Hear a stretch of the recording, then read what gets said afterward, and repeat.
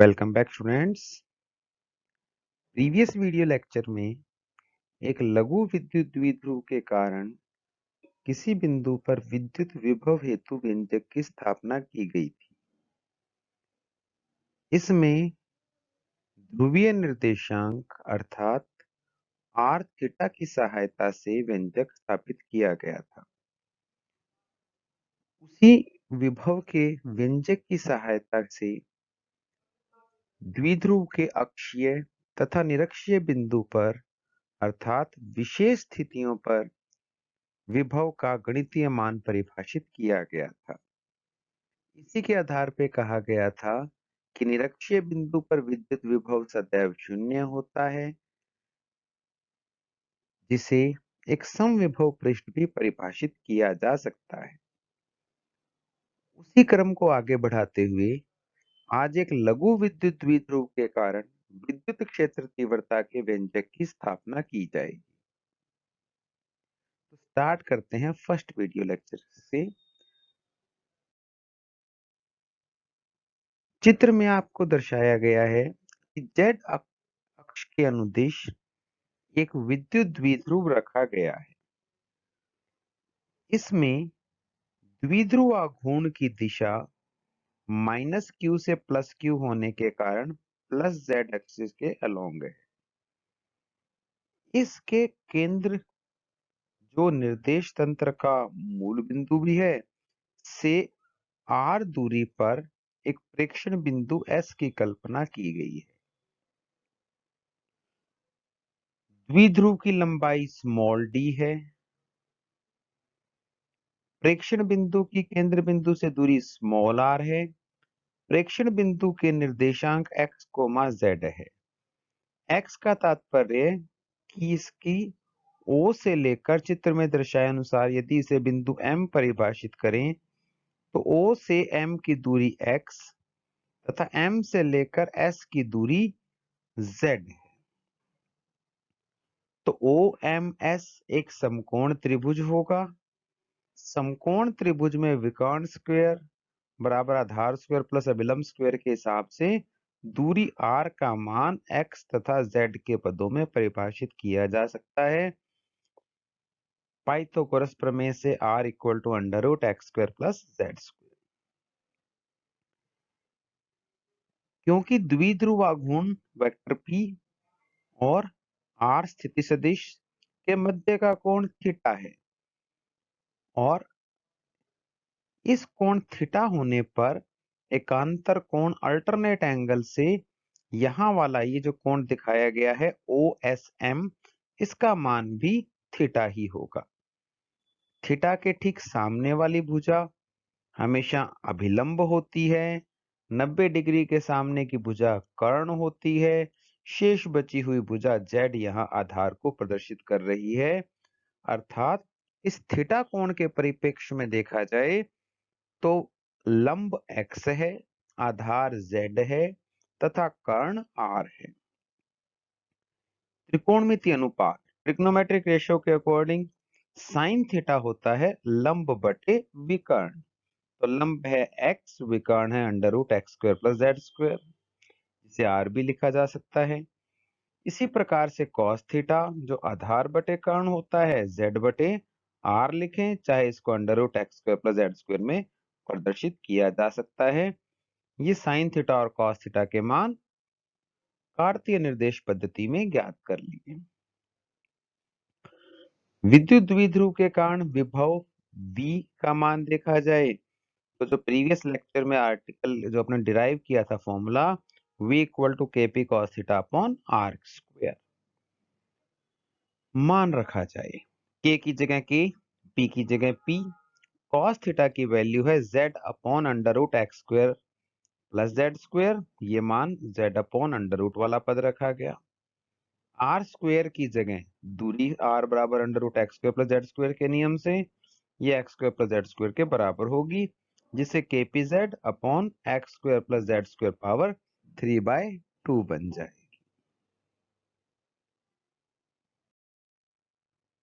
विद्युत क्षेत्र तीव्रता एवं विद्युत विभव में संबंध से जैसे कि पूर्व में सत्यापित किया जा चुका है कि विद्युत क्षेत्र तीव्रता विद्युत विभव के ऋणात्मक ग्रेडियंट के बराबर होता है, अर्थात E equal to minus del V। Del का मान लिखा जाए minus sign as it is, V del operator I cap del by del x plus J cap del upon del y plus K cap del by del z के बराबर होता है। उससे del we का मान आंशिक अवकलनों के पदों में प्रदर्शित किया। अब तीनों मान del we by del x, del we by del y और del we by del z तीनों के मान 1 बाय 1 ज्ञात किए जाएंगे। प्रीवियस स्लाइड में v का मान x और z के पदों में ये लिखा गया था। इसमें यदि del we by del x किया जाए तो इस पद में देखें तो x केवल हर में आ रहा है, इसलिए kpz as it is 1 upon x raise to the power 3 by 2 लिया जाए तो उसका अवकलन होगा minus 3 by 2 x raise to the power minus 5 by 2।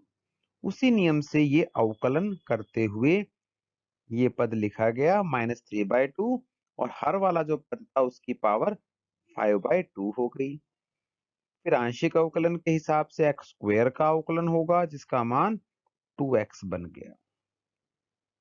2 से 2 कैंसिल करके ये विभव del v by del x यानी विभव का x निर्देशांक के सापेक्ष अवकलन minus 3 K P Z X upon x square plus z square power 5 by 2 के बराबर होगा। Del v by del y check करें तो विभव के सूत्र में y नहीं है, इसके कारण del v upon del y 0 आएगा।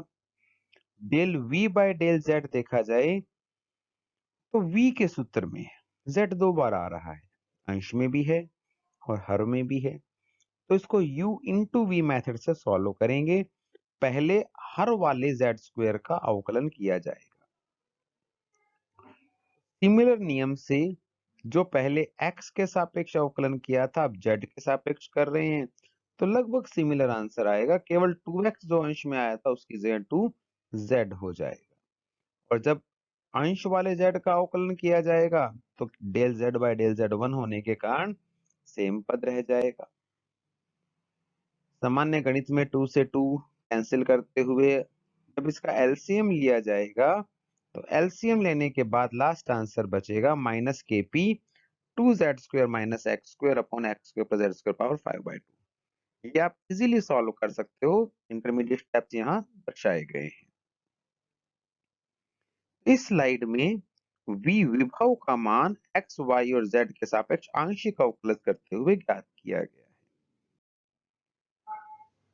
अब इसे पुनः r थीटा में कन्वर्ट करेंगे।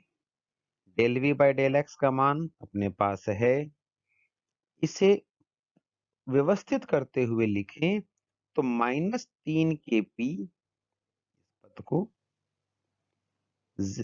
इसके अपॉन में x square plus z square power 3 by 2 अर्थात पावर 5 बाय 2 के यहाँ 3 हिस्से किए हैं, 3 by 2 plus 1 by 2 plus 1 by 2, जिससे हर वाला जो पावर है वो दोनों में समान होगी। अंश वाले पद में 3 के पी अलग लिखा, z अलग लिखा और x अलग लिखा।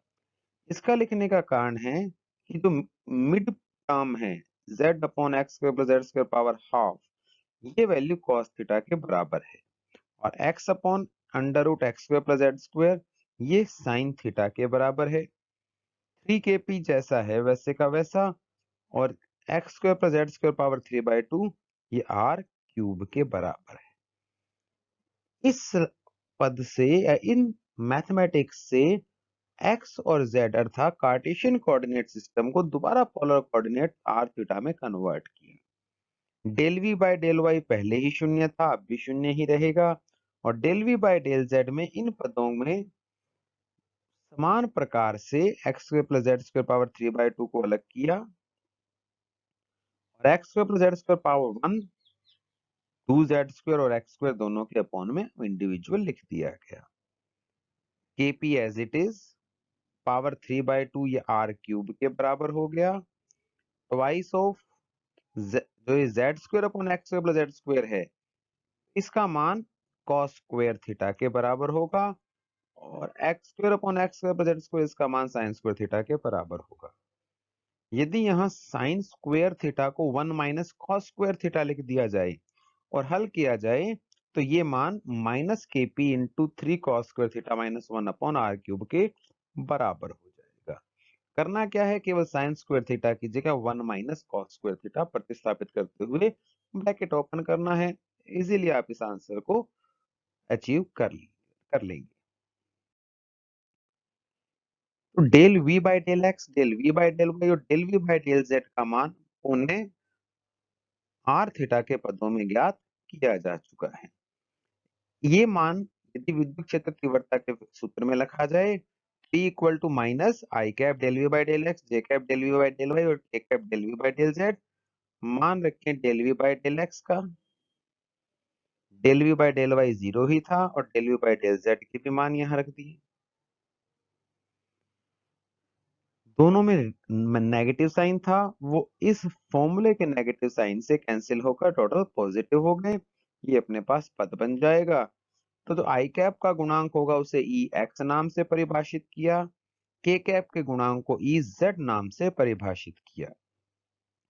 तीव्रता का परिमाण E equal to under root E x square plus E z square. दोनों में देखा जाए तो केपी अपॉन आर क्यूब है, इसको बाहर रखा।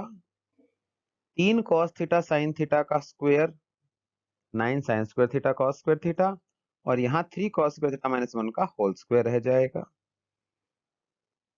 पूरे के पूरे समीकरण में साइन स्क्वायर थीटा को विलोपित कर कॉस स्क्वायर थीटा में कन्वर्ट किया तो साइन स्क्वायर थीटा की जगह 1 माइनस कॉस स्क्वायर थीटा लिखा।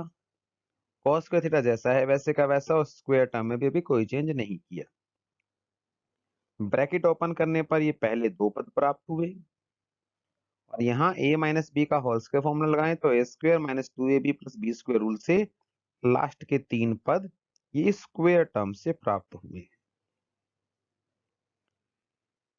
cos 4 थीटा से कैंसिल आउट हो जाएगा। 9 cos square theta minus 3 cos square theta minus 6 cos square theta, तो 3 cos स्क्वायर थीटा यहाँ पर बन जाएगा प्लस 1 एज इट इज। ये इलेक्ट्रिक फील्ड इंटेंसिटी का व्यंजक थीटा के पदों में आ जाएगा। यहाँ थीटा इलेक्ट्रिक डाइपोल मोमेंट और अर्थात विद्युत द्विध्रुव आघूर्ण और पोजीशन वेक्टर आर के मध्य का कोण था।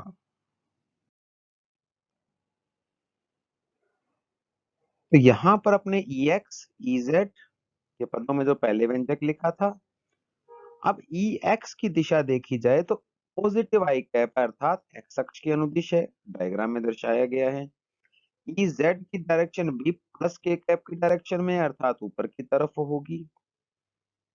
इस बिंदु पर यदि परिणामी विद्युत क्षेत्र तीव्रता देखी जाए तो ये सदिश योग के समानांतर चतुर्भुज नियम से परिभाषित की जा सकती है, जिसकी दिशा इस प्रकार से वेक्टर ई के अलोंग बन जाएगी। इसे पीछे बढ़ाया जाए और ये एक्स अक्ष को जिस बिंदु पर काटे वहां बनने वाले कोण को यदि अल्फा परिभाषित किया जाए तो अपने यहाँ पे tan अल्फा से का मान ज्ञात कर सकते हैं। tan अल्फा होगा E Z by E x, जहां ई जेड विद्युत क्षेत्र तीव्रता का जेड घटक है और ई एक्स विद्युत क्षेत्र तीव्रता का एक्स घटक है। दोनों के मान प्रतिस्थापित करें, आर क्यूब से आर क्यूब कैंसिल, केपी से केपी कैंसिल, तो 3 cos square theta minus 1 upon 3 cos theta sine theta, ये tan अल्फा का मान बन जाएगा।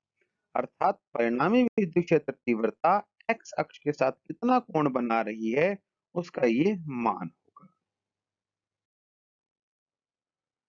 जिस प्रकार से पूर्व में विद्युत विभव हेतु अक्षीय तथा निरक्षीय बिंदु के लिए विशेष स्थितियां परिभाषित की गई थी, ठीक उसी प्रकार से विद्युत क्षेत्र तीव्रता के लिए भी अक्षीय एवं निरक्षीय बिंदु पर अर्थात एक्सियल और इक्वेटोरियल पॉइंट पर विशेष स्थितियां परिभाषित की जाती है। तो सर्वप्रथम यहाँ पर एक सूत्र लिखा गया है ई का मान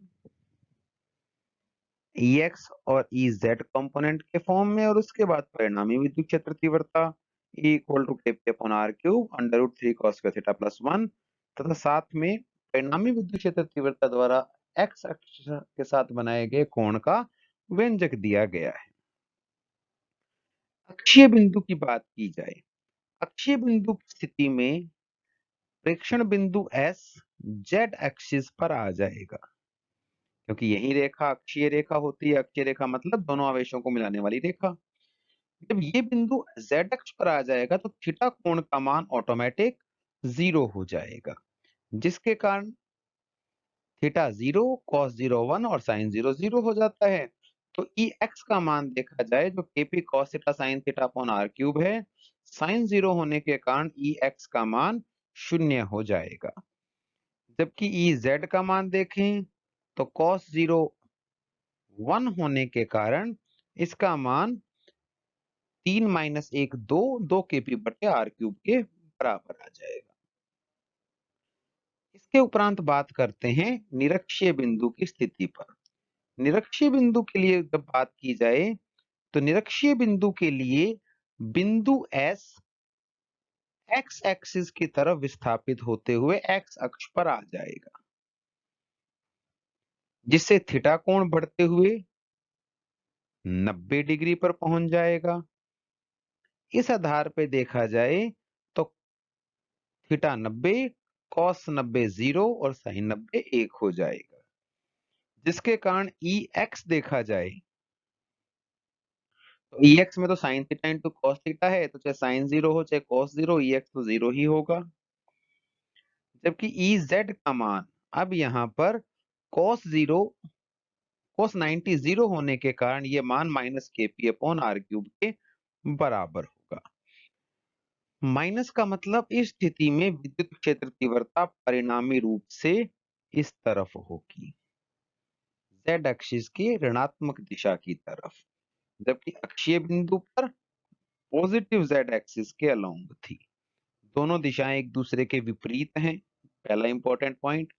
दूसरा, अक्षीय बिंदु पर तीव्रता 2 केपी बटे आर क्यूब है, जबकि समान दूरी पर स्थित निरक्षीय बिंदु पर तीव्रता केपी अपॉन आर क्यूब परिमाण की है, अर्थात दोनों में 2 का डिफरेंस है।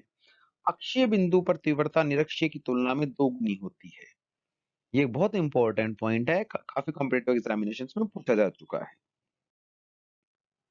अब आज का असाइनमेंट क्वेश्चन, एक अल्प विद्युत द्विध्रुव के कारण किसी बिंदु पर विद्युत क्षेत्र तीव्रता ज्ञात करने हेतु व्यंजक की स्थापना कीजिए तथा इसकी सहायता से द्विध्रुव के अक्षीय तथा निरक्षीय बिंदुओं पर विद्युत क्षेत्र तीव्रता का परिमाण एवं दिशा ज्ञात कीजिए। I hope you have enjoyed this lecture. See you in next video lecture. Till then, have a nice day.